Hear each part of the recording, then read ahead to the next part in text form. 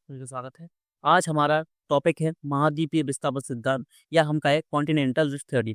इस टॉपिक का जो इम्पोर्टेंस है वो देख लेते हैं हम पहले 1 मिनट में। वो ये है कि देखिए इससे डायरेक्ट क्वेश्चन तो बन ही सकते हैं कि कॉन्टिनेंटल ड्रिफ्ट थ्योरी क्या है और इससे रिलेटेड जो भी कॉन्सेप्ट्स हैं, पेंजिया है, पैंथालासा, प्रशांत महासागर है और कैसे कैसे ये ड्रिफ्टिंग इसकी चलती है, किस ओर चलती है, कौन कौन से कारक रहे हैं और क्या क्या इसके लक्षण है, कौन कौन सी विशेषताएं हैं और उसके पीछे और क्या क्या कारण है और उसकी क्या क्या विशेषताएं हैं और अदर फैक्ट्स इससे आ सकते हैं।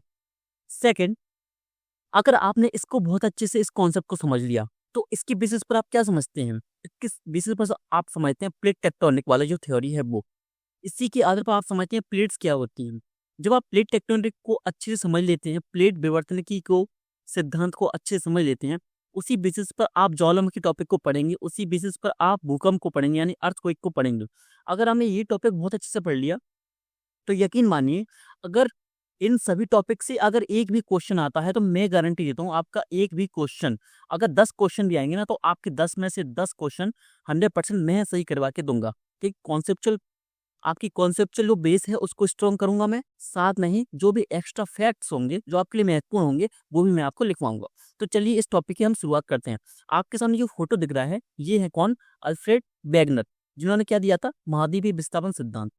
अब सीधा से चलते हैं हम, क्या ये पहले ऐसे व्यक्ति थे जिन्होंने इसके बारे में सोचा, तो मैं बोलूंगा नहीं, ऐसे ये पहले व्यक्ति नहीं थे।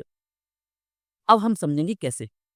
अब किसने दिया, सबसे पहले लिखेंगे, आप लिखते जाइए, महाद्वीपीय विस्थापन सिद्धांत अल्फ्रेड वेगनर ने 1912 में दिया था।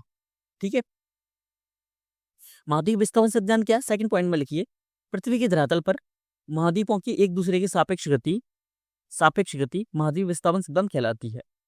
अब देखिए, अब सबसे पहले 1 मिनट पेन चेंज करके बता दूं आपको। सबसे पहले आप ये देखेंगे, अगर इसको अगर हम यहाँ पर फिट करें तो हो सकता है ना, ये वाला साइज यहाँ पर आ सकता है, ये हिस्सा है वो यहाँ से चिपक सकता है, ऑस्ट्रेलिया भी यहाँ आ सकता है। मतलब ये पूरा जो मैप दिखेगा आपको ये लगेगा जैसे एक ये पजल है जिसको हमको एक दूसरे के साथ फिट करना है। तो पॉइंट में लिखिए, जो अटलांटिक महासागर है अगर हम इसको पास में कर दें, इस पानी को हटा दें तो ये फिट हो जाएगा, एक दूसरे के साथ हो जाएगा।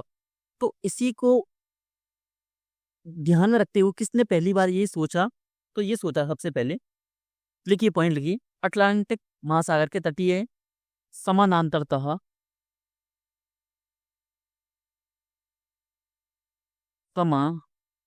समानांतरतः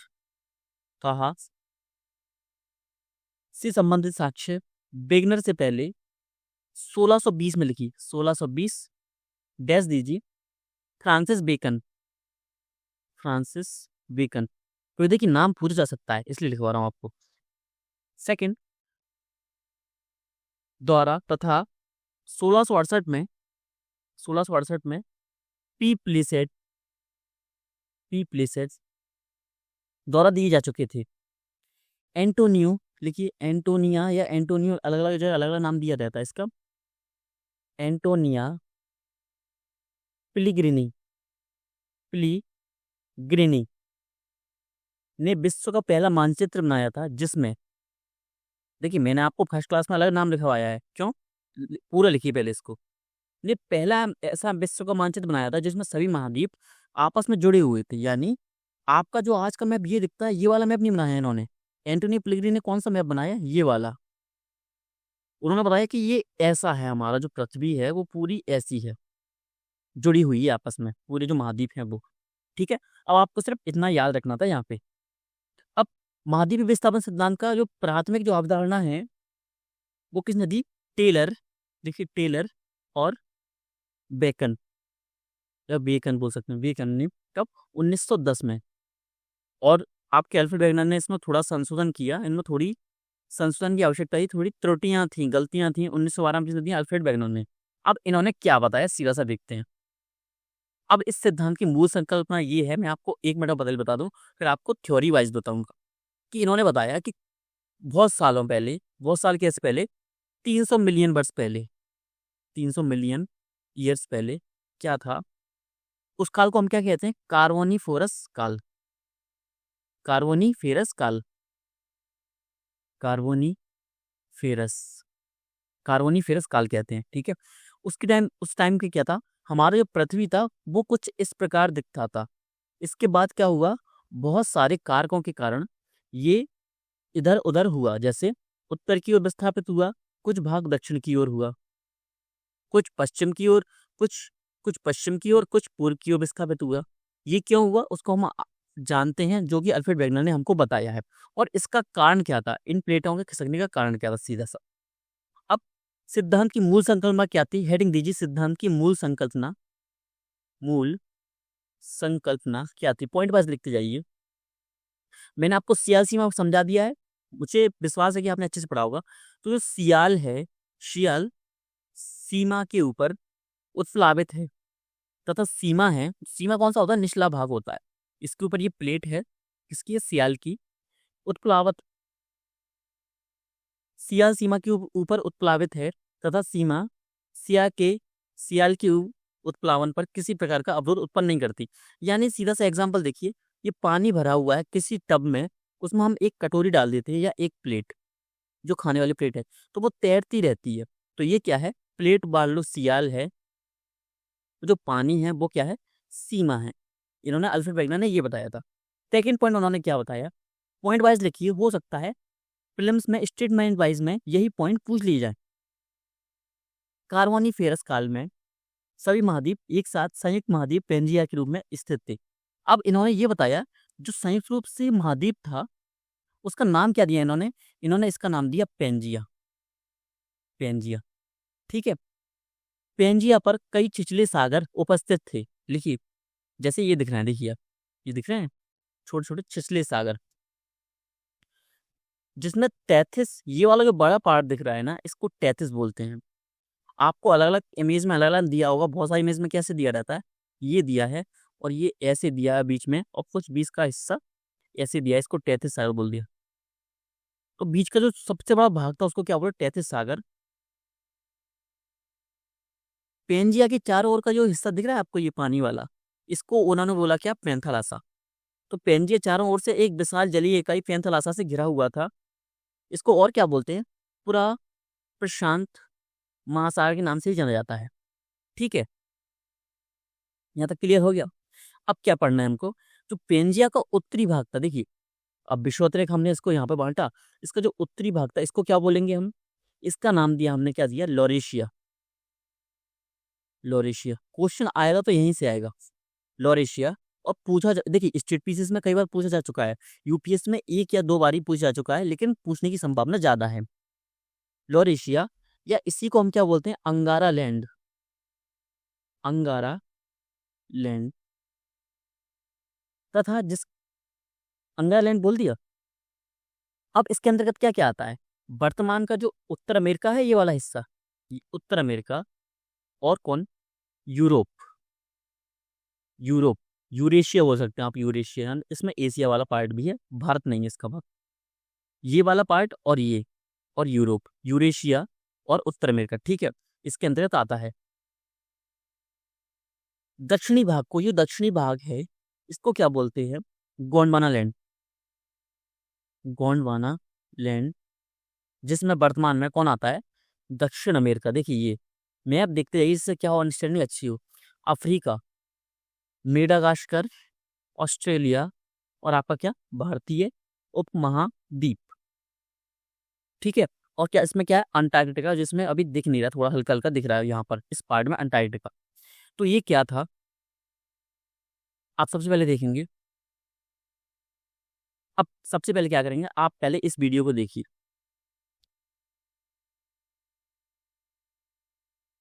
ठीक है, इस वीडियो को देख लिया, अब नेक्स्ट चलते हैं हम। नेक्स्ट इसमें क्या लिखा हो, इसमें और देख लेते हैं एक बार, कि 200 मिलियन वर्ष पहले, नहीं इसमें ठीक कीजिएगा, जैसे 300 मिलियन वर्ष पहले आपको इसमें लिखना है। हमने क्या क्या लिख दिया, जो पानी था इसको क्या बोलते थे, पैंथालासा, इसको क्या, पूरा प्रशांत महासागर, उत्तरी भाग को क्या, लॉरेशिया या अंगारा लैंड, दक्षिणी भाग को गोंडवाना लैंड बोलते थे। अब इसमें हुआ क्या, ठीक है, जो विस्थापन हुआ, विस्थापन के पीछे क्या कारण थे और कौन कौन से कारण हमको देखना है। तो इसको हमको कारण देखना है क्या, जो विस्थापन हुआ, जैसे आज का जो हमको मैप दिखता है ये वाला, इस मैप से ये मैप कैसे बना, तो सीधा सा, अब सिद्धांत की क्या देखना है हमको, विस्थापन, हेडिंग दीजिए, विस्थापन की दिशा और उत्तरदायी शक्तियां। हेडिंग दे दी आपने। अब इन्होंने क्या बोला, हेडिंग दे दी आपने, इन्होंने बोला कि इसके दो कारण हैं कि जो महाद्वीपीय विस्थापन हुआ, जो आज हमको ये वाला मैप दिखता है, तो इस मैप से इस मैप को बनने में जो टाइम लगा, कितना वर्ष लग गया, 300 मिलियन ईयर्स लग गए। लेकिन ये हुआ क्यों, इसका कारण क्या था? तो इसके दो कारक बताए, दो शक्तियां बताई, दो उत्तरदायी शक्तियां बताई किन्होंने, अल्फ्रेड वेगनर ने। तो पहला कारक कौन सा था, हेडिंग दीजिए, उत्तरी दिशा विस्थापन। विस्थापन आपने वीडियो में देखा होगा कि कैसे कैसे वो विस्थापन हुआ सीधा सा।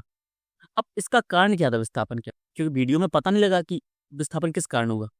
विस्थापन हुआ किसके कारण, आप सभी को पता हो, देखिए ये पृथ्वी है, मैंने इसको गोल नहीं बनाया, थोड़ा सा ऐसे बनाया है, या इसको अच्छे से अगर मैं बनाना चाहूं तो वो ऐसे है।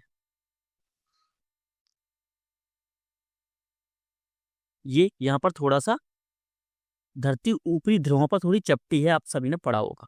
तो एक चीज ध्यान रखिए, एक कॉन्सेप्ट मैं आपको 2 मिनट में बता दूं। देखिए, अगर आपसे बोले कि कोई, ये विषुवत रेखा है आपकी, विषुवत रेखा है, ये क्या है आपके ध्रुव हैं, ये ध्रुव हैं, ध्रुवों पे क्या है, पृथ्वी चपटी है। मान लीजिए ये है गोल पृथ्वी है, तो ये वाला भाग कैसा है इसका, थोड़ा सा चपटा है, यहाँ से ये ऊपर से कोई किसी ने धक्का दे दिया हो, तो ये चपटा है, इसी को क्या बोलते हैं, हम ध्रुव बोलते हैं।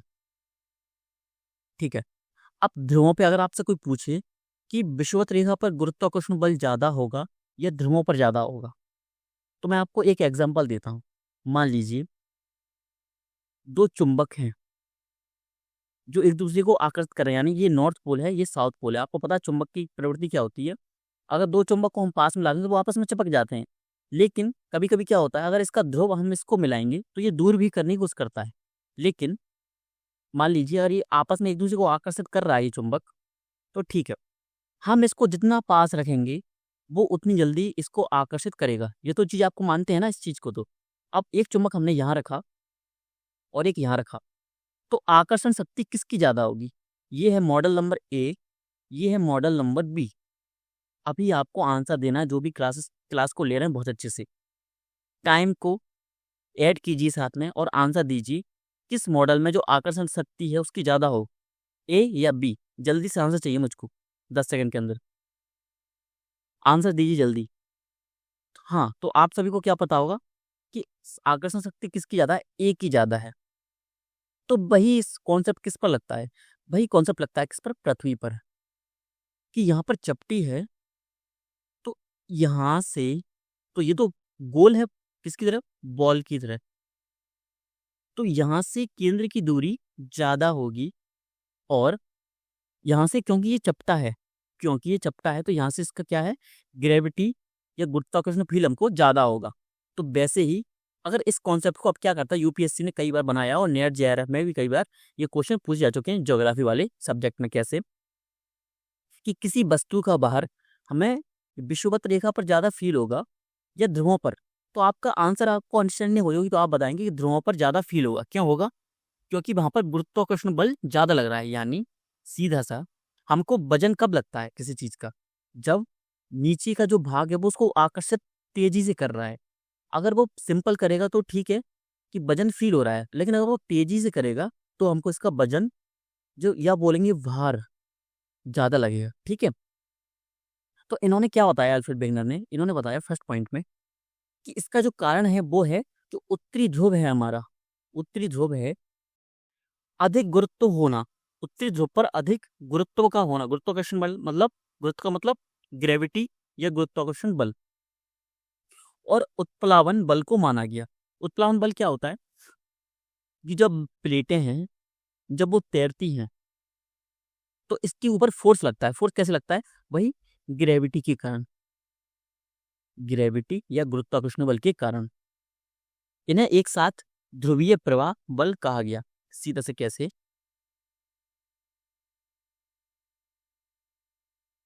पॉइंट में लिखेंगे आप, देखिए पॉइंट में, इसका कारण, फर्स्ट हेडिंग डाली थी हमने उत्तरी दिशा विस्थापन, इसमें लिखिए इसका कारण उत्तरी ध्रुव पर अधिक गुरुत्व का होना और उत्प्लावन बल को माना गया है। इन्हें एक साथ ध्रुवीय प्रवाह बल कहा गया है। ठीक है। एक उत्प्लावन बल कैसे कि अगर मान लीजिए प्लेट जिसमें है तो सामान्यतः सबको पता है कि तैरेंगी, क्योंकि अगर मान लीजिए अगर एक बाल्टी में या एक टब में आप पानी भरेंगे, उसमें आप एक कटोरी डाल दीजिए जो डूबे नहीं, तो आपको पता होगा वो एक जगह स्थिर नहीं रहेगी, बल्कि थोड़ा थोड़ा सा हिलती रहेगी। क्यों हिलेगी? क्योंकि पृथ्वी के अंदर से भी क्या है, विद्युत चुंबकीय तरंगें हैं, वो ऊपर की ओर क्या लगाती हैं, प्रेशर लगाते हैं, जिससे क्या होता है, सतह का जो संचलन है वो चलता रहता है। जैसे आपको मैंने बताया था क्या, एस्थेनोस्फीयर। एस्थेनोस्फीयर है क्या, वो एक सुगट्य अवस्था में, यानी एक प्लास्टिक अवस्था आप उसको मान सकते हैं। बल्कि और इसके साथ मैंने आपको क्या बताया था कि जो ऊपरी क्रोड है या कोर है वो किस में है, चरनी मोशन में है, मंथन गति। तो वो क्या है, चरनी मोशन के कारण विद्युत चुंबकीय जो विकिरण है या किरणें बोल सकते हैं, या जो तरंगे हैं वो क्या जाती हैं, पृथ्वी के ऊपर जाती हैं और इसको क्या करती हैं, इसमें संचलन या गति इसको प्रदान करती हैं।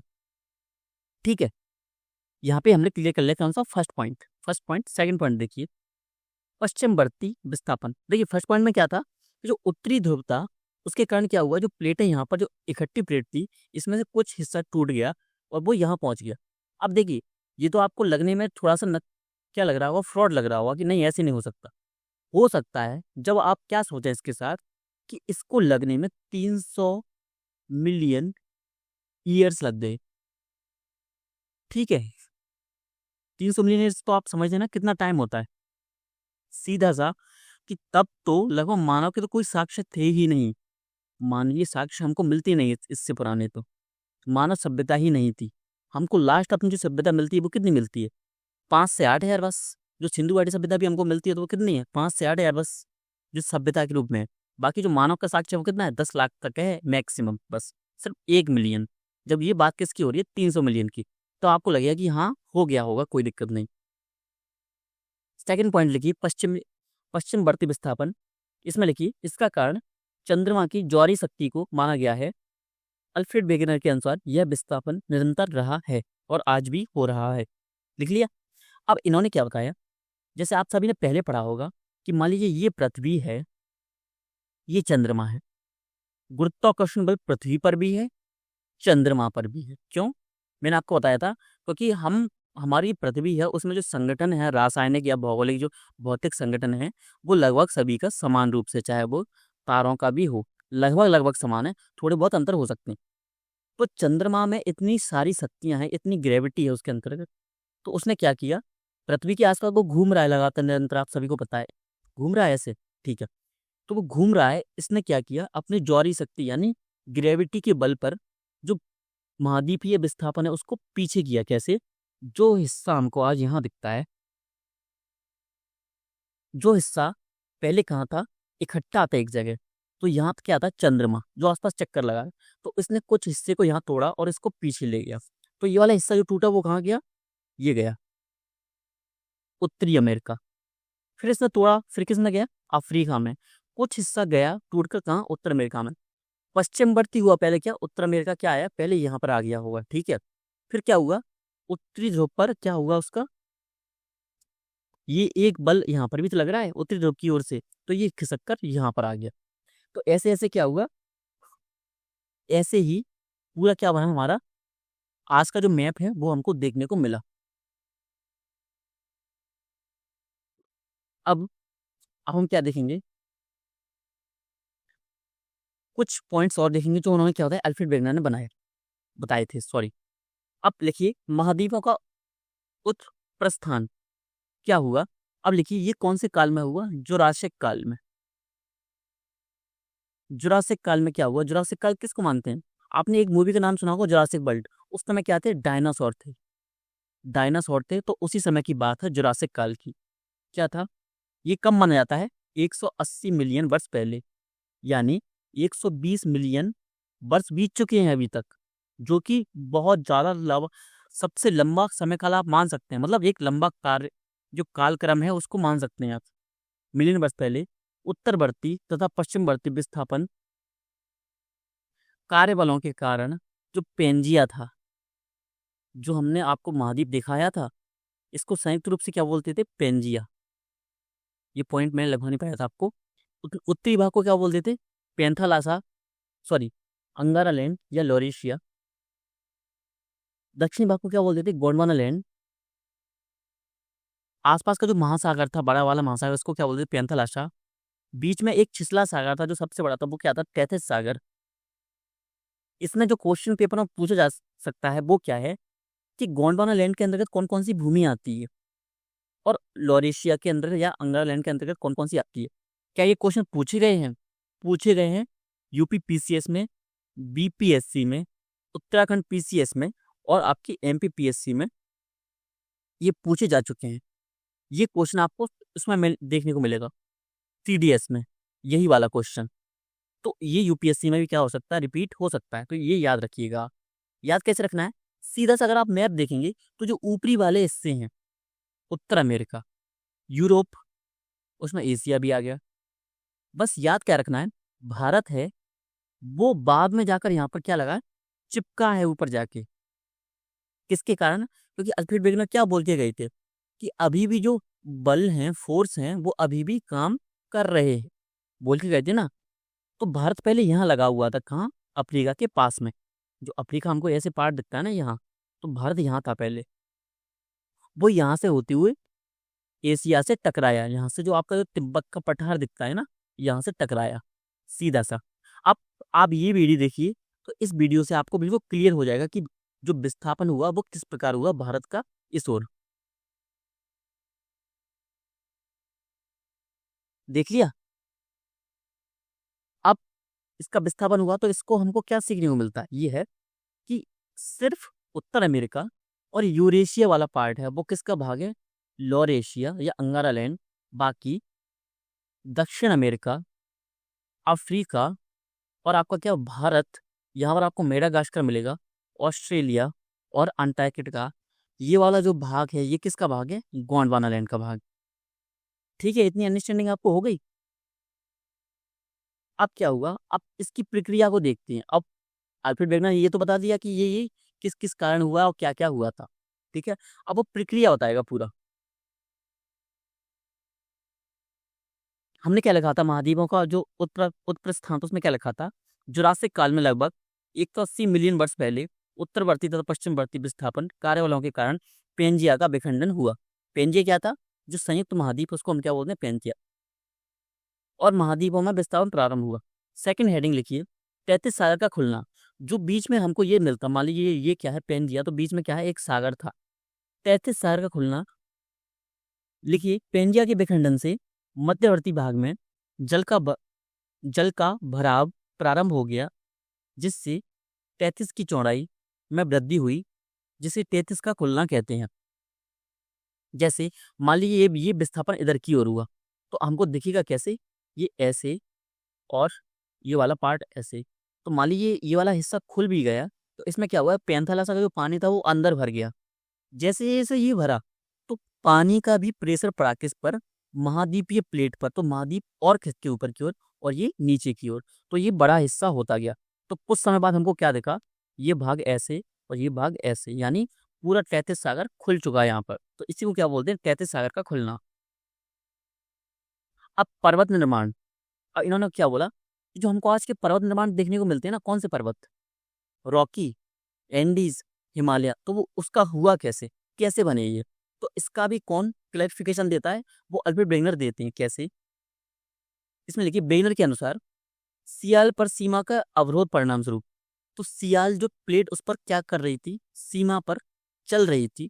तो देखिए मैंने आपको एग्जांपल दिया था किसका, कि एक टब है उसमें हमने पानी भरा, तो पानी की सतह रहेगी वो तो एक जैसी रहेगी, लेकिन क्या सीमा की जो सीमा है पृथ्वी के अंदर, क्या उसकी जो सतह है वो एक समान है, तो नहीं है। वो ऊंची नीची या ऐसे भी हो सकती है। तो क्या हुआ कभी कि मान लीजिए ये सियाल है ऊपर, ये हुआ तो क्या हुआ, कभी कभी ये टकराई, टकराने से क्या हुआ, प्रेशर ऐसे लगेगा तो हो सकता है एकदम से खिसक के ऊपर खिसक गई। तो इसके खिसकने से क्या हुआ, पर्वतों का निर्माण हुआ, जो कि अभी आधी अधूरी इनकी क्या थी, मतलब इन्होंने तो बता दिया कि ऐसे हुआ, लेकिन इसमें भी कुछ त्रुटियां थी, जो कि हम आगे जाके देखेंगे कि रियलिटी में हुआ क्या था, जिसको हम प्लेट टेक्टोनिक्स से अच्छे तरीके से समझ सकते हैं। इन्होंने क्या बोला, अब पॉइंट में लिखिए, पर्वत निर्माण का। बेनर के अनुसार सियाल पर सीमा के अवरोध के परिणाम स्वरूप उत्तर अमेरिका और दक्षिण अमेरिका के महाद्वीपीय खंड कि अग्रभाग में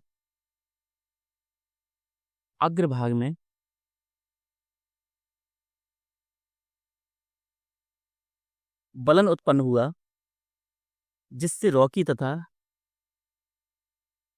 एंडीज पर्वतों का निर्माण हुआ। अब आप यहाँ देखेंगे कि यहाँ पर आपको रॉकी पर्वत देखने को मिलेगा इस हिस्से में, और यहाँ पर एंडीज। तो इसने क्या बोला कि जो नीचे सीमा था उसने क्या किया, अवरोध उत्पन्न किया किसकी मार्ग में, सियाल के मार्ग में। इससे हुआ क्या, बलन आया। बलन क्या होता है हम अगले टॉपिक में पढ़ लेंगे। बलन क्या होता है, तनाव क्या होता है, भ्रंशन क्या होता है, ब्लॉक पर्वत कैसे बनते हैं, और नए पर्वत जो नवबलित पर्वत बोलते हैं उनको कैसे क्या वो क्या होते हैं, और जो आपके अपशिष्ट पर्वत वो क्या होते हैं, प्रबलित पर्वत क्या होते हैं। सभी पर्वतों को हम समझेंगे अच्छे से। अभी सिंपल इतना समझ लीजिए कि जो ये वाला भाग बना, बलन क्या होता है, सीधा सा कि मान लीजिए आप एक पेज लीजिए, पेज है अपने जो नोट्स का पेज होता है, यहाँ पर हाथ रखिए, ये आपकी उंगलियां हैं, ये यहाँ पर उंगली रखिए। अब दोनों को एक दूसरे की ओर क्या कीजिए, टेबल पर रख के, टेबल पे कागज को रखा, फिर इसको एक दूसरे की ओर खिसकाइए।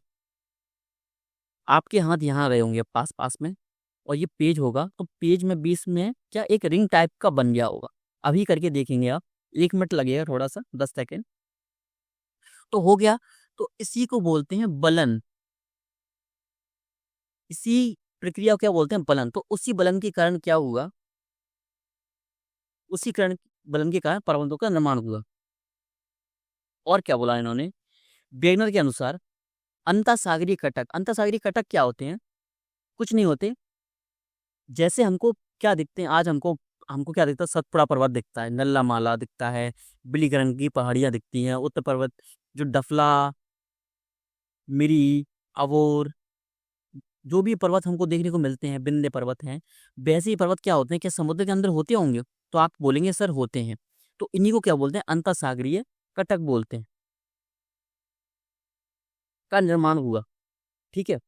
अब इन्होंने अपने लिए क्या दिए, अब लोगों ने पूछा कि हम आपने जो अभी तक जो बताया हम क्यों माने। तो इन्होंने क्या बोला कि मैं आपको क्या एविडेंस देता हूँ, कुछ सबूत दूंगा, कुछ प्रूफ दूंगा, कुछ लॉजिक दूंगा इसके पीछे।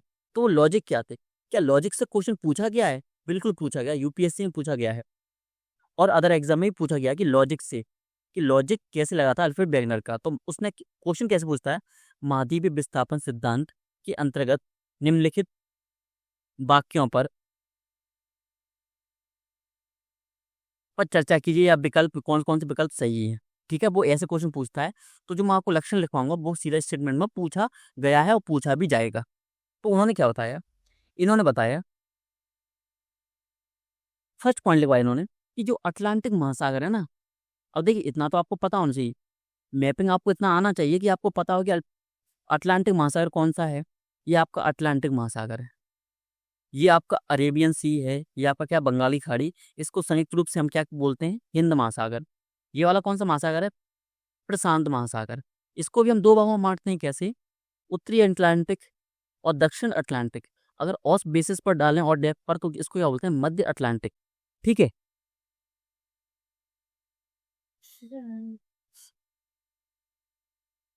अब हमने इसको बांट दिया। ठीक है। अब ये अटलांटिक है, तो इन्होंने क्या बोला, वही बात जो मैंने आपको वीडियो में दिखाई थी कि ये जो महाद्वीप है ये आपस में फिट होते हैं।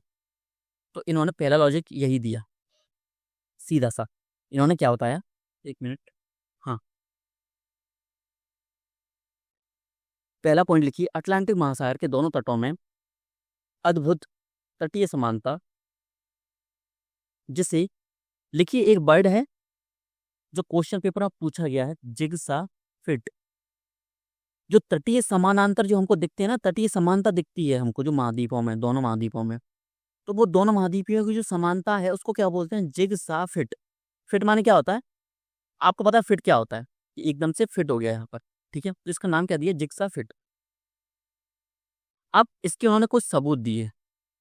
सबूत क्या दिए, इन्होंने कुछ क्या प्रूफ दिए। प्रूफ कैसे, कि उत्तरी अमेरिका का जो अपलेशियन पर्वत है, यहाँ पे अपलेशियन पर्वत आपको देखने को मिलेंगे, तो वो क्या है, ब्रिटेन के, ये ब्रिटेन है आपका, स्कैंडिनेविया जो देश है, कि पर्वतों में समानता रखता है। जो कंट्रीज बोलते हैं ना हम, स्कैंडिनेवियस कंट्रीज बोलते हैं ना हम, देश बोलते हैं, स्कैंडिनेविया है, उसकी पर्वतों में क्या है, समानता है। मतलब एक जैसी समानता है। कैसे कि ऊंचाई नीचाई भी बराबर है, दोनों की जो टाइमिंग है वो भी बराबर है, यानी उम्र है वो भी बराबर है।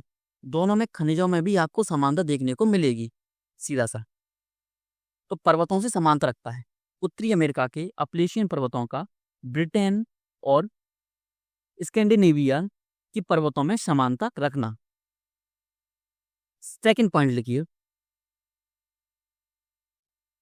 सेकंड पॉइंट होंगे आपके क्या, ये अफ्रीका के पश्चिमी तट, दक्षिणी पश्चिमी तट, ये वाला पार्ट, ये वाला पार्ट है पश्चिमी तट, और दक्षिण अमेरिका के पूर्वी तट पर प्राप्त होने वाले जीवाश्म और वनस्पति अवशेषों में समानता। यानी यहाँ पर आपको जो वनस्पति मिलेगी ना, यहाँ पर इस वाले भाग में, वही वनस्पति आपको यहाँ मिलेगी। तो मतलब इसका लॉजिक यही है कि पहले ये आपस में जुड़े हुए थे, बस कुछ समय पहले, कुछ समय का मतलब क्या होता है, 180 मिलियन वर्ष पहले ये अलग हो गए। अब टिलॉइड निक्षेप क्या होते हैं? टिलॉइड निक्षेप का मतलब होता है हिमानी निक्षेप। हिमानी यानी बर्फ के निक्षेप। बर्फ के निक्षेप हैं वो गोंडवाना लैंड कौन सा है? उत्तर अमेरिका, अफ्रीका, मेडागास्कर, भारत और ऑस्ट्रेलिया के कई भागों पर हमको प्राप्त होते हैं। कैसे कि मान लीजिए उड़ीसा में मिला था कुछ सालों पहले, तो उड़ीसा में कुछ क्या मिले थे, हिमानी निक्षेप मिले थे। हिमानी निक्षेप यानी बर्फ के पार्टिकल्स मिले थे। बर्फ नहीं मिली थी, बर्फ के पार्टिकल्स क्या होते हैं, कुछ जीवाश्म होते हैं जो सिर्फ कहाँ पाए जाते हैं, बर्फ में पाए जाते हैं। ठीक है, कुछ जीव जंतु के अवशेष मिले जो सिर्फ कहाँ पाए जाते हैं, सिर्फ बर्फ में पाए जाते हैं। तो उड़ीसा वाला पार्ट है वो तो कहाँ पाया जाता है, उष्णकटिबंधीय में, ना कि हिमालय में। तो क्या संभावना है? तो आप बोलेंगे सर संभावना तो नहीं है। तो इसमें मिले कैसे? क्योंकि पहले ये एक पार्ट था महाद्वीप, तब ये क्या था, हिमयुग आया था, तब यहाँ पर बर्फ जमी थी। उस बर्फ में जमने से क्या हुआ, हमको आज उनके अवशेष देखने को मिलते हैं। ठीक है, अब सेकंड नेक्स्ट पॉइंट लिखिए। स्वर्ण निक्षेप से युक्त प्लेसर निक्षेप जो कि दक्षिण पश्चिम अफ्रीका के घाना तट पर प्राप्त होते हैं। घाना तट कहाँ मिलेगा आपको, ये वाला पार्ट, पूरा पार्ट यहाँ पर, ये यहाँ पर आपको क्या मिलेंगे, सोने की निक्षेप मिलेंगे, यानी कुछ पार्टिकल्स मिलेंगे देखने को। जहाँ की जो चट्टान है वहां पर आपको सोने के निक्षेप मिलेंगे। लेकिन निक्षेप तो यहाँ मिल गए, लेकिन यहाँ पर उसकी चट्टानें नहीं मिली। चट्टानें हमको कहाँ मिलती हैं, ब्राजील वाले पार्ट में मिलती हैं, यहाँ। यानी यहाँ ये सीधा सा फिट हो रहा है क्या, यहाँ पे हो रहा है ना? ठीक है। अब भूतिथि प्रमाण इस बात को स्पष्ट करते हैं कि ग्रीनलैंड में, लिखिए भूतिथि प्रमाण इस बात को स्पष्ट करते हैं कि ग्रीनलैंड में 19 सेंटीमीटर की दर से पश्चिमवर्ती विस्थापन हो रहा है। आपको जो ग्रीनलैंड है वो यहाँ पर दिख नहीं रहा है, यहाँ पर है वो। तो क्या हो रहा है, वो इधर की ओर खिसक रहा है। कितना? 19 सेंटीमीटर। अभी भी हर एक साल कितना, 19 सेंटीमीटर। अब दोनों दोनों एक्स्ट्रा जो नेक्स्ट पॉइंट है, दोनों वो बहुत ज़्यादा महत्वपूर्ण है, अच्छे से लिखिएगा। क्वेश्चन पेपर में पूछे भी गए हैं कई बार यूपीपीसीएस में। और आपको पता है यूपीपीसीएस से डायरेक्ट क्वेश्चन क्या होता है, रिपीट होते हैं किसमें, यूपीएससी में।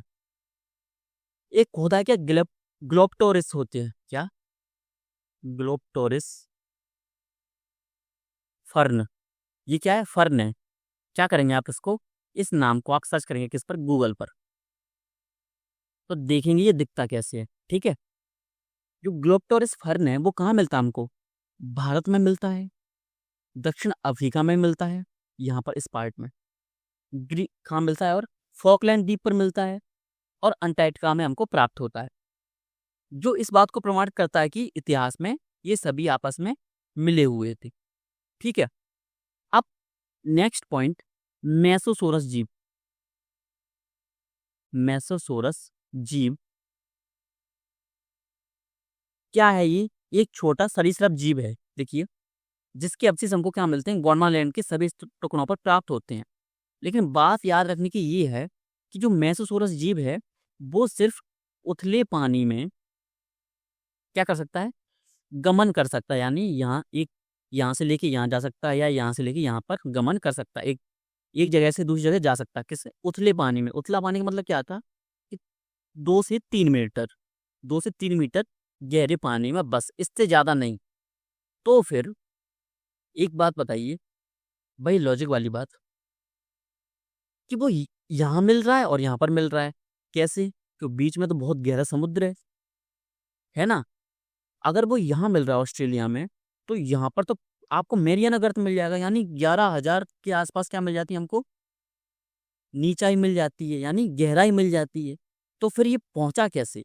तो पहुंचा इस तरीके से, क्योंकि पहले आपस में जुड़े हुए थे, तो कुछ मैसोसोरस जीव कहाँ रह गए? इस तट पर रह गए, और कुछ साथ में यहाँ पर आ गए। तो उन्होंने क्या दिया? ये लॉजिक उन्होंने दी। अब ये क्या था आपका? अल्फ्रेड वेगनर ने जो सिद्धांत दिया था, उसके पीछे हमने क्या पढ़ा? उसकी विशेषताएं पढ़ी, उसका लॉजिक पढ़ा, लॉजिक के पास कौन कौन से कारक थे, और उन्होंने इसके पीछे क्या एविडेंस दिए, वो हमने इसको देख लिया। अब इसके कुछ विपक्ष में तर्क होते हैं, तो वो मेंस के पर्सपेक्टिव से सही होते हैं, प्रीलिम्स के लिए जरूरी है नहीं, तो उनको हम नहीं देखते। अब हम नेक्स्ट देखेंगे। नेक्स्ट क्या है? नेक्स्ट एक क्या है कॉन्सेप्ट है, संबंधीय धारा सिद्धांत, जो किससे रिलेटेड है? जो आपने अभी टॉपिक पढ़ा महाद्वीपीय विस्थापन सिद्धांत से। अब इन्होंने क्या बताया? इन्होंने बताया सीधा सा क्या, कि आपको पता प्लेट्स होती हैं। अब आप एक चीज पढ़ेंगे, देखिए, जब आप पृथ्वी को देखते होंगे, अगर आपने आपकी अंडरस्टैंडिंग अभी ज्योग्राफी अच्छी नहीं होगी, तो आपको लगता क्या होगा कि जो महाद्वीप हैं, जैसे भारत है, उत्तर अमेरिका है, दक्षिण अमेरिका है, ये आपका यूरोप है, ये आपका अफ्रीका है, तो ये क्या है? ये सभी प्लेट्स हैं, और ये समुद्र पर तैर रही हैं। लेकिन नहीं, ये सभी प्लेट्स जो हमको दिखती हैं, वो सभी प्लेट्स ही हैं। लेकिन अंतर क्या है? जैसे एक पानी का टब है, उसमें हमने एक प्लेट ली, खाने वाली प्लेट, उसमें क्या रख दी हमने? टब, उसमें क्या रख दिया हमने? उसमें मिट्टी डाल दी, तो वो क्या है? महाद्वीपीय प्लेट। एक प्लेट और ली हमने, तो उसमें क्या डाल दिया हमने?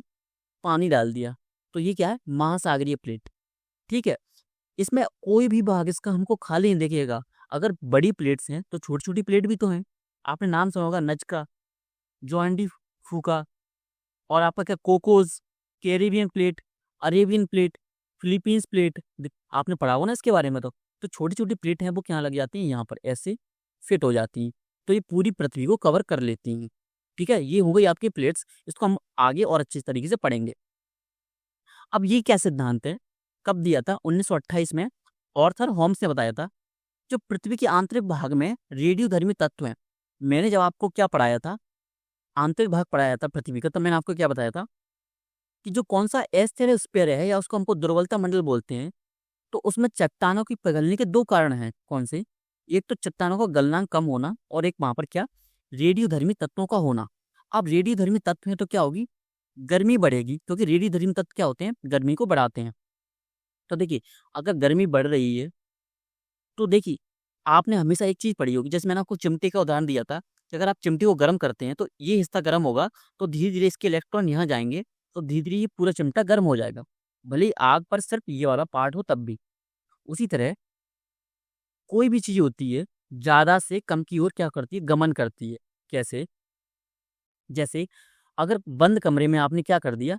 धुआं कर दिया किसी भी चीज से, जैसे आपने आग लगा दी या कागज जला दिए, जब आप उसके गेट खोलेंगे या खिड़की खोलेंगे, तब वो धुआं बाहर की ओर जाएगा। क्यों? क्योंकि कमरे में क्या है? धुआं ज्यादा है और बाहर कम है, तो ज्यादा से कम की ओर जाएगा। उसी तरह तापमान जब जहाँ ज्यादा होता है, तो उसकी जो तरंगे हैं, जो विकिरण, कुछ ही बोल सकते हैं आप, जो संवहन धाराएं हैं, वो क्या करती हैं? ऊपर की ओर जाती हैं।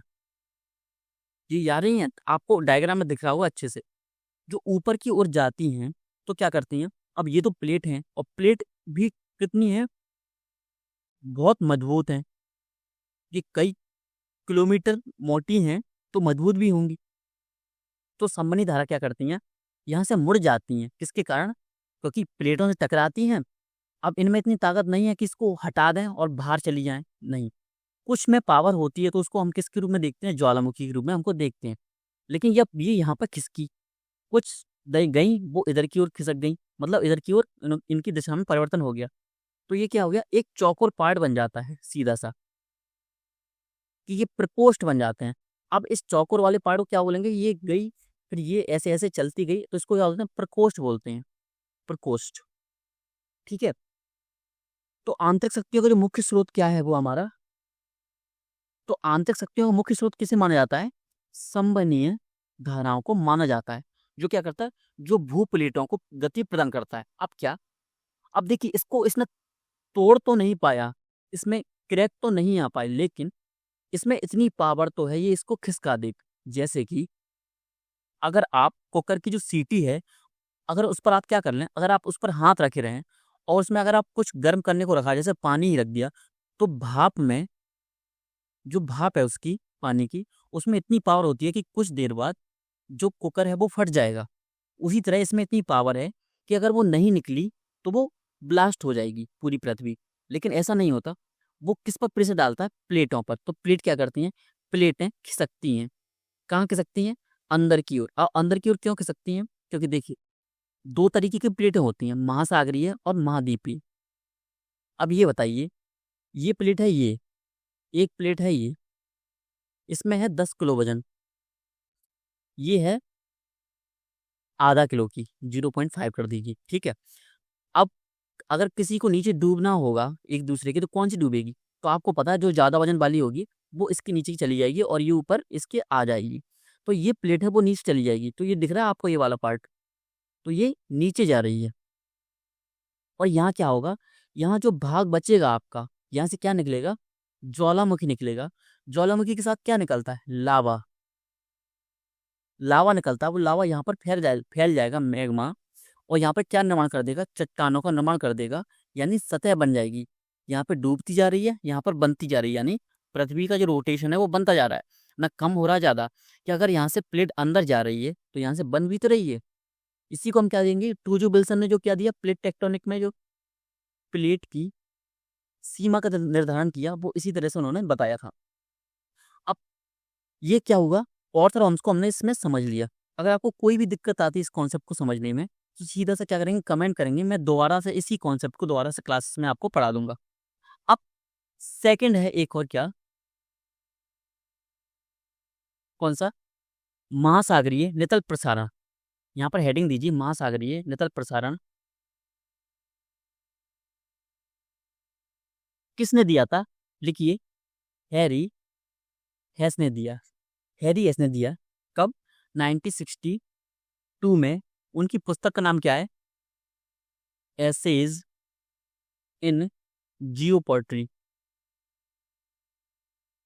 Essays on geo poetry. इन्होंने इसमें क्या बताया, इन्होंने जो आपका ऑर्थर होम्स ने जो सिद्धांत बताया था, कहाँ तक, कि यहाँ पर क्या टकरा रही हैं और ये ऐसे जा रही हैं, बस प्रकोष्ठ बना रही हैं। सिर्फ प्रकोष्ठ बनाने तक इन्होंने सिद्धांत दिया था, इसके आगे इन्होंने सिद्धांत नहीं दिया। और इस सिद्धांत को आगे किसने बढ़ाया, हैरी इसने इस सिद्धांत को आगे बढ़ाया। कैसे, उन्होंने बोला कि देखिए ये प्रकोष्ठ बन गया इसके अंतर्गत। कैसे, कि यहाँ से क्या आई, संवहनी धारा आई, वो इधर मुड़ गई, फिर ऐसे उसके प्रकोष्ठ बन गए। इसके कारण प्लेटों को इधर की ओर खिसकाया, प्लेट्स नीचे की ओर क्या हुई, अंदर समा गई। किसके अंदर, पृथ्वी के अंदर ही समाती जाती हैं धीरे। ऐसा नहीं कि टकराई और नीचे चली गई, ऐसा नहीं। इस प्रक्रिया को होने में भी कई 100 मिलियन वर्ष लगते हैं, 100 मिलियन वर्ष से भी अधिक का समय लगता है इस प्रक्रिया को होने में। तो हमको आज तो महसूस हो गई नहीं, अगर हम इसको अभी देखेंगे, जबकि ये प्रक्रिया आज भी चल रही है। जैसे आप सभी ने बताओ, आप सभी ने सुना होगा कि जो हिमालय है उसकी ऊंचाई बढ़ रही है, किसके कारण, क्योंकि जो भारतीय उपमहाद्वीप प्लेट है वो नीचे चली जा रही है, किसके नीचे, हिमालय के नीचे की ओर जाती जा रही है पृथ्वी के अंदर। हम इस कॉन्सेप्ट को और अच्छे से पढ़ेंगे आगे, सीधा सा। अब क्या हुआ, ये प्लेट खिसक रही है तो अंदर जा रही है, तो नई प्लेटों का निर्माण भी हो रहा है। कैसे, यहाँ से क्या निकलेगा, क्या निकलेगा, यहाँ से ज्वालामुखी, तो यहाँ से क्या निकलेगा, लावा। लावा फैलेगा, एक नई प्लेट का निर्माण करेगा, यानी प्लेट बन भी रही है और अंदर भी समा रही है। तो यानी 100 रुपये अगर घट भी रहे हैं, कुछ 100 रुपये बढ़ भी रहे हैं। तो ये क्या आपकी हैरी एस की क्या है, हैरी एस ने ही आपको सिद्धांत दिया था, सीधा सा। अब नेक्स्ट आपका जो कॉन्सेप्ट है वो क्या है, प्लेट। सीधा सा डालिए प्लेट, प्लेट टेक्टोनिक्स की बात पढ़ेंगे, पहले हम प्लेट्स को पढ़ रहे हैं। अब प्लेट कैसी हैं, अब प्लेट्स में हम क्या पढ़ेंगे, प्लेट ये है कि प्लेट है क्या, सबसे पहले तो प्लेट क्या है, मैंने आपको स्थल मंडल है वो पढ़ाया था। स्थल मंडल क्या था? क्रस्ट का ऊपरी का कुछ भाग का निचला हिस्सा या क्रस्ट का भाग और प्रवार का ऊपरी भाग, कौन सा 65 किलोमीटर वाला भाग है, उन दोनों को मिला के क्या बोलते हैं? स्थल मंडल। यही स्थल मंडल है क्या? इसी स्थल मंडल को क्या बोलते हैं? प्लेट बोलते हैं। तो इसमें लिखिए, इसमें थोड़ा सा लिखना पड़ेगा आपको। प्लेट शब्द का सर्वप्रथम प्रयोग टूजो विल्सन द्वारा 1965 में किया गया। विल्सन के अनुसार प्लेट स्थल मंडल का टुकड़ा है जिसकी औसत मोटाई 75 से 100 किलोमीटर होती है। इस प्रकार एक प्लेट महाद्वीपीय क्रस्ट और भूप्रवार या बोले मेंटल, भूप्रवार के ऊपरी मेंटल का ठोस भाग 65 किलोमीटर से मिलकर बनी होती है। सीधा सा जो स्थल मंडल है, तो पूरा स्थल मंडल तो देखिए पूरी पृथ्वी को होगा। अगर हम इसको कुछ भागों में बांट दें तो एक प्लेट ये बन जाएगी, एक प्लेट ये बन जाएगी। तो ऐसे ही कई प्रकार की प्लेट्स होती हैं। अब इन्होंने प्लेट्स के कई प्रकार ही बताए थे, तो वो इस सिद्धांत को आगे किसने बढ़ाया? आगे बढ़ाया किसने? 1967 में। ये कब की बात थी? 65 की बात थी ना, टू जोविल्सन की। तो 2 साल बाद ही 1967 में किसने बताया? मैकेंजी और पार्कर ने। लिखिए, मैकेंजी और पार्कर ने प्रस्तुत किया। और लास्ट में किसने दिया? 1968 में थोड़ा सा अपडेट किया। और किसने दिया लास्ट में? मॉर्गन ने। मॉर्गन ने क्या दिया? प्लेट विवर्तन की सिद्धांत दिया। अब हेडिंग डालिए, प्लेट विवर्तन की सिद्धांत। अब हेडिंग डाल दिया आपने। अब हेडिंग के बाद आप क्या लिखेंगे? सीधा सा प्लेट विवर्तन की आप परिभाषा लिखेंगे। सीधा सा परिभाषा लिखिए। क्या लिखेंगे परिभाषा में आप? प्लेटों की उत्पत्ति, प्रकृति एवं परस्पर गति, उनके विरूपण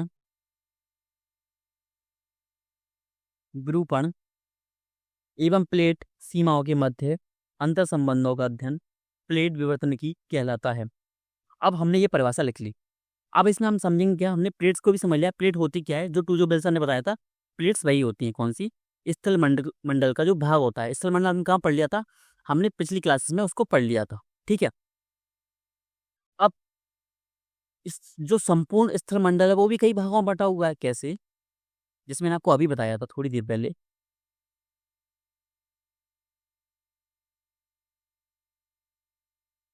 स्थल मंडल है वो कई भागों में बटा हुआ है। कैसे? स्थल मंडल तो ऊपर पूरा भाग है, इसमें महासागर भी है, तो महाद्वीप भी है। तो प्लेटें मुख्यतः 2 प्रकार की होती हैं, महासागरीय और महाद्वीपीय। ठीक है। अब प्लेट विवर्तन की में किसने बताया? मॉर्गन ने बताया। प्लेटों के नाम भी बताया उन्होंने, और ये भी बताया कि कौन कौन सी प्रकार होते हैं गति के आधार पर। ये दो प्रकार किसके आधार पर थे? प्रवृत्ति के आधार पर।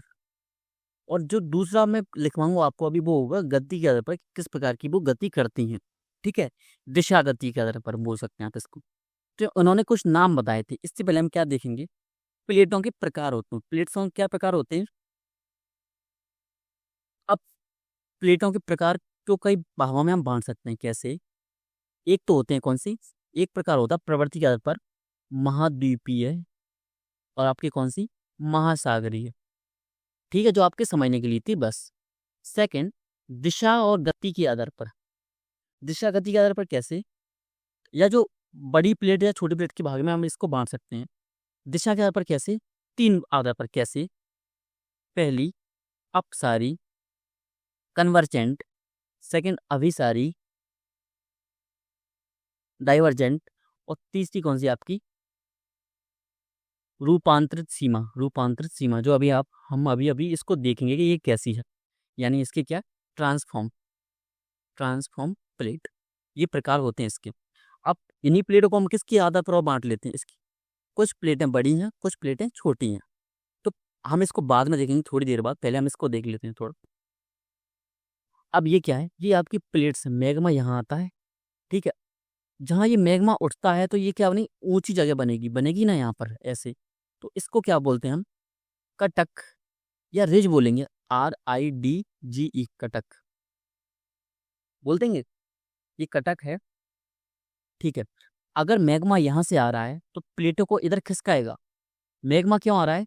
सममहीनीय धाराओं के कारण, जो किसने बताई थी हमको? ऑर्थर होम्स ने बताया था, सममहीनीय धाराओं के कारण।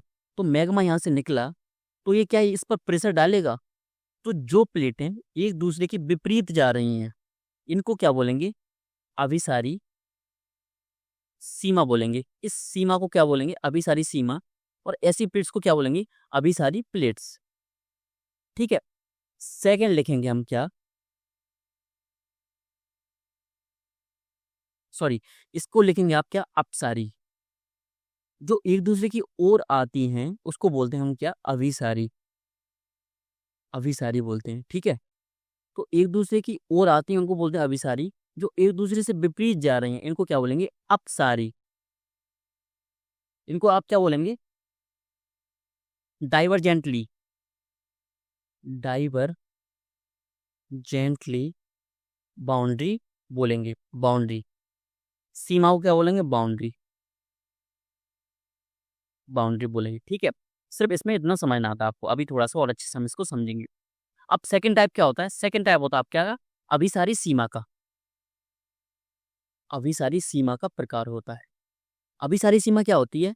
कि जब दो प्लेटें एक दूसरे की ओर गति करती हैं, एक दूसरे की ओर गति करती हैं तो इसको क्या बोलते हैं? अभिसारी सीमा बोलते हैं। इसको क्या बोलेंगे इंग्लिश में? कन्वर्जेंट। कन्वर्जेंट बाउंड्री आप लिख सकते हैं। अब इनमें क्या होता है, जब देखिए प्लेट टकराएंगी तो ऐसा नहीं है कि वो टकराती रहेंगी, प्रेशर इतना ज़्यादा होगा कि एक प्लेट ऊपर चली जाएगी, एक प्लेट नीचे चली जाएगी। अब नीचे प्लेट कौन सी जाती है? जो कि भारी होती है। हमेशा ध्यान रखना है, दो प्लेटों के टकराने से भारी प्लेट हल्की प्लेट के नीचे की ओर विस्थापित हो जाती है, जैसे कि ये चली गई। अब इसका एग्जैक्ट जो एग्जाम्पल हमको दिखता है वो कहाँ दिखता है? भारतीय महाद्वीप की जो उपमहाद्वीप की प्लेट दिखती है ना, उपमहाद्वीप प्लेट है ना, वो क्या है? महासागरीय प्लेट है, क्योंकि हिंद महासागर उसके साथ है। तो ये प्लेट है, भारी है। जबकि जो महाद्वीपीय प्लेट कौन सी है? यूरेशिया है, वो इसकी तुलना में हल्की है। तो यूरेशिया प्लेट ऊपर की ओर जा रही है और भारतीय उपमहाद्वीप वाली प्लेट है वो नीचे की ओर जा रही है। इससे वो क्या रहा, ये वाली जो हमें माउंटेन रेंज या माउंटेन या बोले पर्वत श्रेणी दिख रही है तो वो कौन सी है? हिमालय। हिमालय। ठीक है, ये कौन सी है भैया? हमारी अभिसारी, या हम क्या बोलेंगे? कन्वर्जेंट। आप एक और कौन सी है? थर्ड थी आपकी कौन सी? रूपांतरित सीमा। अब देखिए प्लेट है, ये दो प्लेट हैं, या तो ये एक दूसरे के पास जाएंगी या एक दूसरे से दूर जाएंगी। ठीक है, लेकिन इसका तीसरा भी तो हो सकता है प्रकार। कैसे? कि एक प्लेट ऐसे जा रही हो, एक प्लेट ऐसे जा रही हो सकता है। तो इसी को क्या बोल सकते हैं हम? इसी को बोलते हैं हम क्या? रूपांतरित सीमा। तो इसके बीच में जो सीमा बनेगी इस सीमा को क्या बोलते हैं हम? इस सीमा को बोलते हैं हम क्या? रूपांतरित सीमा। या इंग्लिश में हम क्या बोलते हैं इसको? ट्रांसफॉर्म। क्या बोलते हैं? लिखते आइए, ट्रांसफॉर्म बाउंड्री बोलते हैं। इसमें क्या होता है? इसे क्या बोलते हैं? इसे संरक्षी सीमा भी बोलते हैं, संरक्षी सीमा।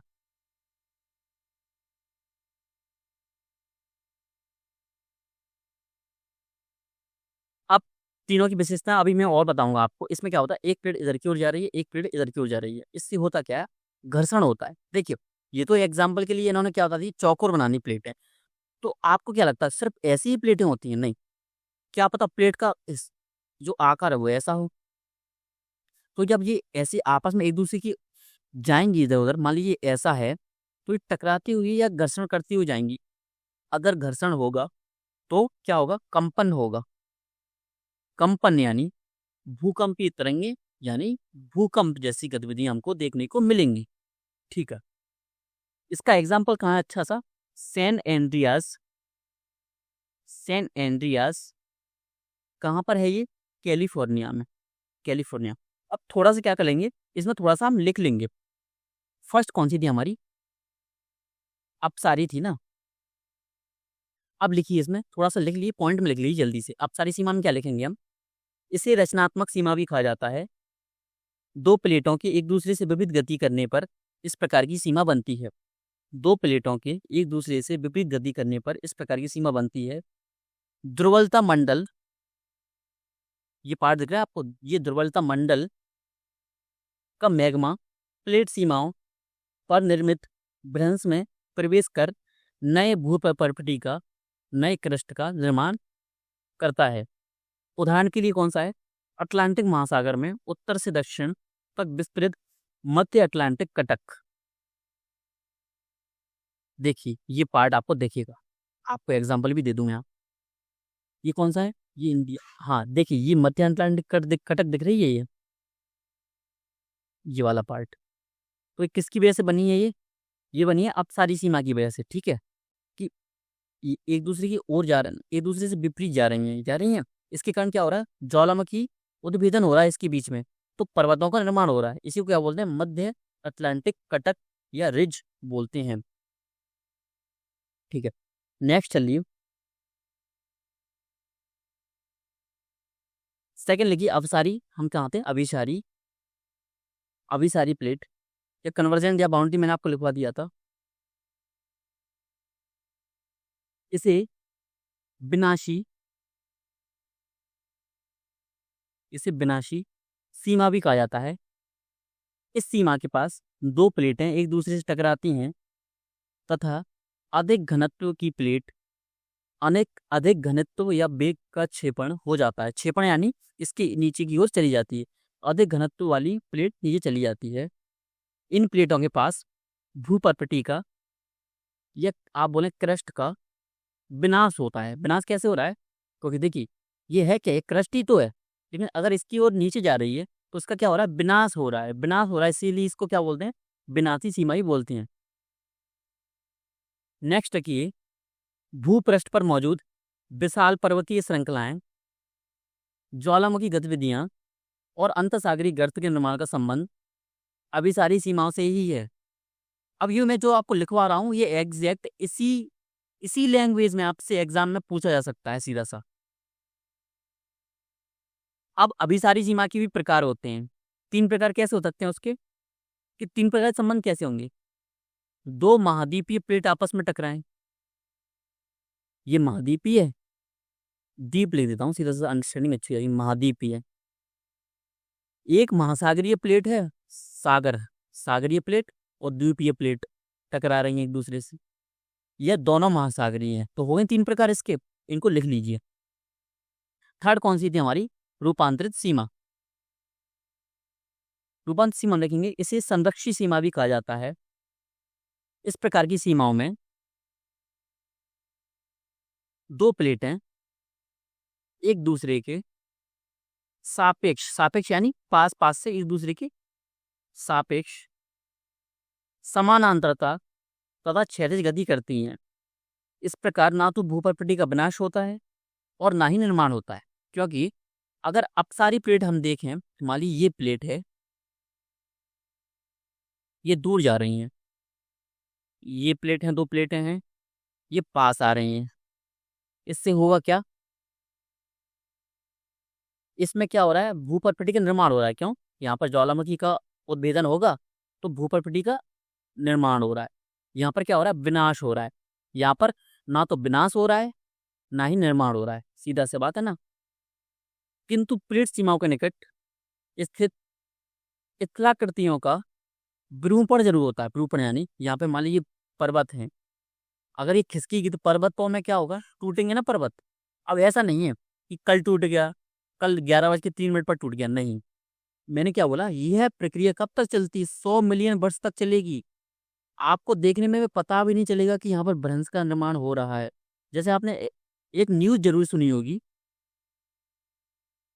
आपने एक न्यूज सुनी होगी कि जो अफ्रीका का जो हॉर्न ऑफ अफ्रीका है, जो अफ्रीका वाला पार्ट देखते हैं, ये वाला पार्ट, तो ये वाला पार्ट टूट रहा है धीरे धीरे।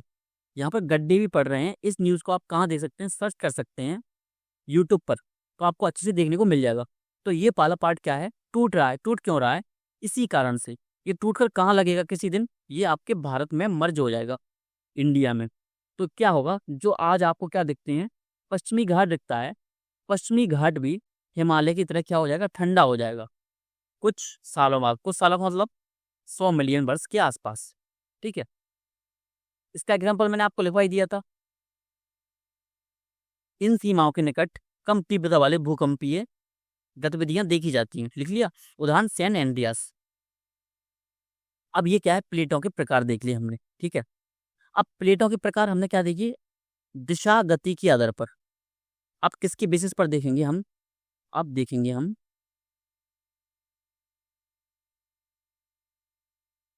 ठीक है, अब देखेंगे हम, एक होती है बृहद प्लेटें, एक होती है छोटी प्लेटें, ठीक है। अब बृहद प्लेटें कौन कौन सी हैं, वो बृहद प्लेटों का नाम लिखिए, बड़ी प्लेटों का नाम लिखिए, सीधा सा लिखिए, हेडिंग डालिए बृहद प्लेटें, नाम लिखिए। मैं आपको इसके साथ बताऊंगा, किसके साथ, मैप के साथ। बड़ी बड़ी प्लेट्स कौन सी हैं, अंटार्कटिक प्लेट, लिखिए, लिख लिया। सेकंड लिखिए उत्तर अमेरिकी प्लेट, उत्तर अमेरिकी कहाँ है, ये उत्तर अमेरिकी प्लेट।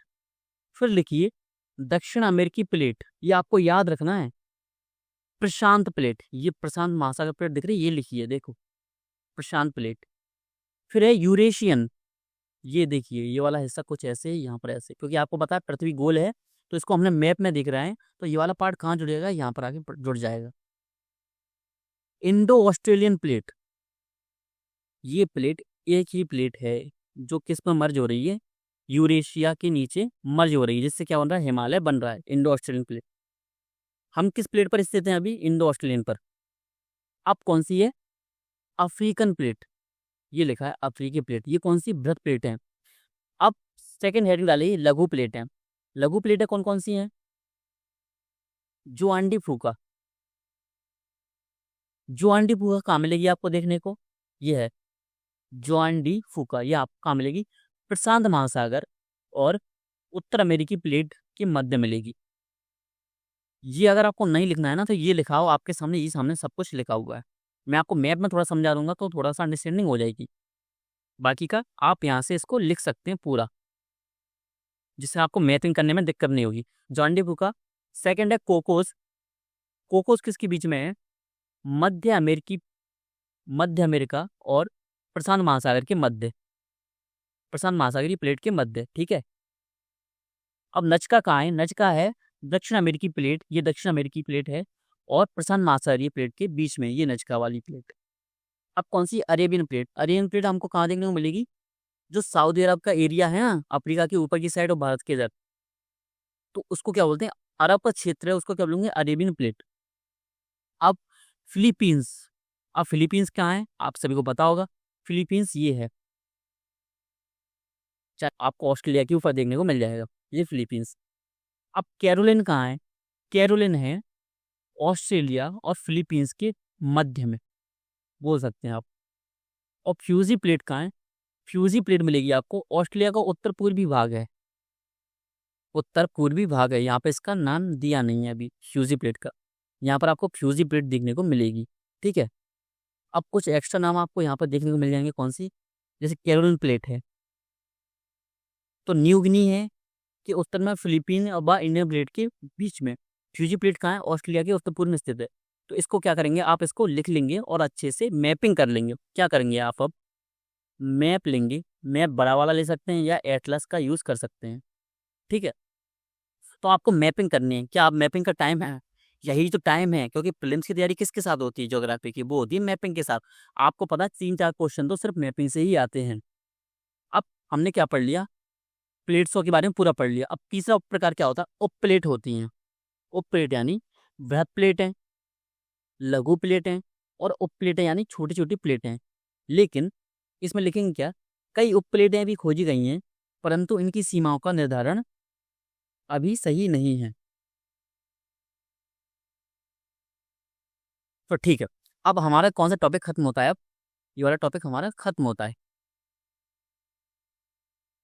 अब नेक्स्ट टॉपिक में हम क्या पढ़ेंगे, देखिए हम जल्दी ही फिजिकल ज्योग्राफी को खत्म करने की कोशिश करेंगे। नेक्स्ट टॉपिक में हम क्या पढ़ लेंगे, ज्वालामुखी और भूकंप को हम साथ में पढ़ लेंगे।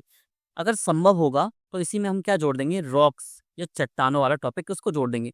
उसके बाद 2 या 3 टॉपिक्स इसमें किसमें होंगी, जो आपकी क्या स्थलाकृतियाँ होती हैं, स्थलाकृतियाँ होती हैं उसमें देख लेंगे।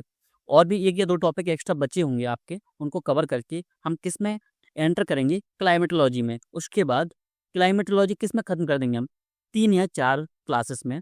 इसके बाद ओशनोग्राफी, ओशनोग्राफी के सीधे बाद हम किस में जाएंगे, इंडियन ज्योग्राफी। इंडियन ज्योग्राफी में सीधा सा 7 से 8 क्लासेस में आपकी पूरी इंडियन ज्योग्राफी खत्म।